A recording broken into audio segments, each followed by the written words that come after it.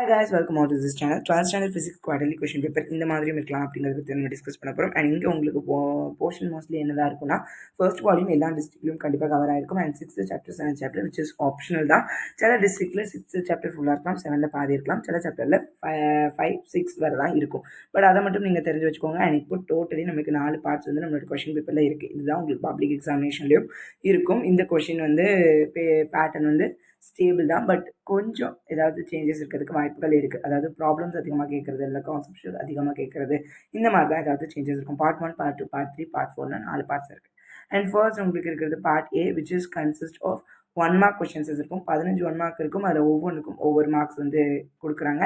And இது எல்லாமே உங்களுக்கு ஃபர்ஸ்ட் 7 சாப்டர்ஸ் பேஸ் பண்ணி தான் இருக்குது. இது திருநெல்வேலி கொஷின் பேப்பர்.